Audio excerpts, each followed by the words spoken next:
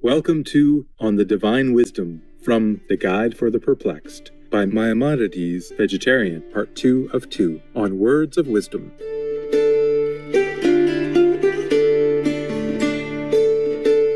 Maimonides, also known as Harambam or Rabbi Moses ben Maimon, was a notable medieval Jewish philosopher, astronomer, physician, and intellectual figure.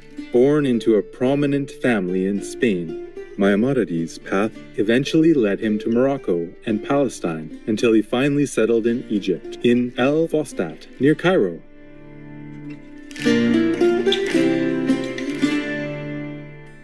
Shortly after moving to Egypt, life-changing events prompted him to start his practice as a physician. It was not long before Maimonides became renowned in the area and became the personal physician to the Sultan Saladin, a famous Muslim military leader. He also tended to other patients, lectured before fellow physicians, and became a leader of the Jewish community, teaching and helping its members.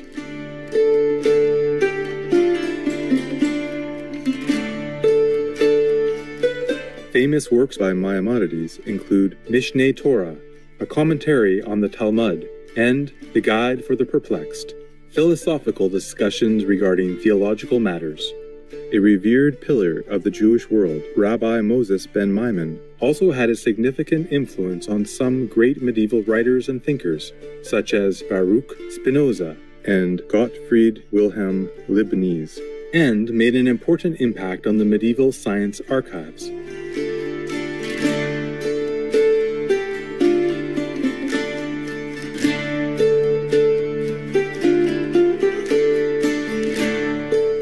Today we will continue to read selections from Part 3, Chapter 13 in Rabbi Moses ben Maimon's book, The Guide for the Perplexed, to better comprehend the true nature of the universe.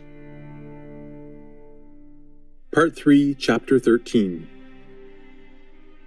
You must not be misled by what is stated of the stars, that God put them in the firmament of the heavens, to give light upon the earth and to rule by day and by night. You might perhaps think that here the purpose of their creation is described. This is not the case. We are only informed of the nature of the stars, which God desired to create with such properties that they should be able to give light and rule. But as to the statement in Scripture that God gave the plants to man and other living beings, it agrees with the opinion of Aristotle and other philosophers. It is also reasonable to assume that the plants exist for the benefit of the animals, since the latter cannot live without food. It is different with the stars. They do not exist for our sake, that we should enjoy their good influence, for the expressions to give light and to rule merely describe, as we have stated above, the benefit which the creatures on earth derive from them.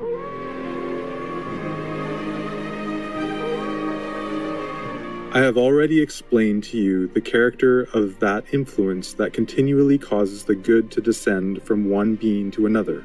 To those who receive the good flowing down upon them, it may appear as if the being existed for them alone that sends forth its goodness and kindness unto them. Thus, some citizen may imagine that it was for the purpose of protecting his house by night from thieves that the king was chosen. To some extent, this is correct, for when his house is protected, and he has derived this benefit through the king whom the country had chosen, it appears as if it were the object of the king to protect the house of that man. In this manner, we must explain every verse, the literal meaning of which would imply that something superior was created for the sake of something inferior, namely, that it is part of the nature of the superior thing to influence the inferior in a certain manner.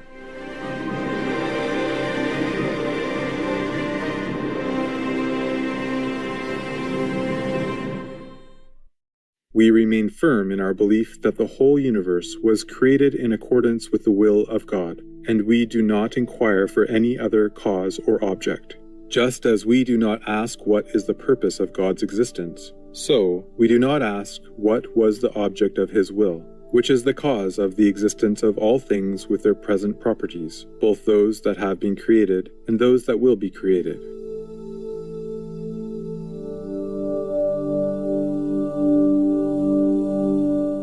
You must not be mistaken and think that the spheres and the angels were created for our sake. Our position has already been pointed out to us. Behold, the nations are as a drop of a bucket. Now compare your own essence with that of the spheres, the stars, and the intelligences, and you will comprehend the truth and understand that man is superior to everything formed of earthly matter, but not to other beings. He is found exceedingly inferior when his existence is compared with that of the spheres, and all the more so when compared with that of the intelligences. The phrase, "Behold, he put no trust in his servants," is employed in reference to the angels, indicating that these do not possess perpetual existence since, as we believe, they have had a beginning. And even according to those who assume the eternity of the universe, the existence of the angels is at all events dependent on and therefore inferior to the absolute existence of God.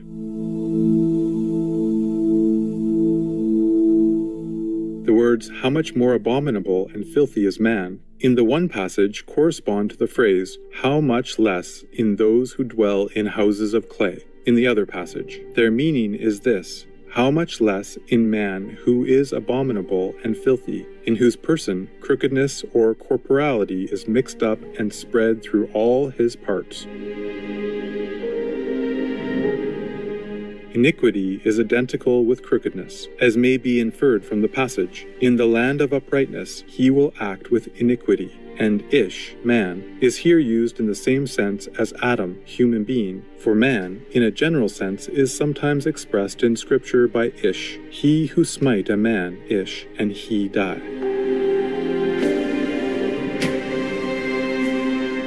This must be our belief when we have a correct knowledge of our own self and comprehend the true nature of everything. We must be content and not trouble our mind with seeking a certain final cause for things that have none or have no other final cause but their own existence, which depends on the will of God, or, if you prefer, on the divine wisdom.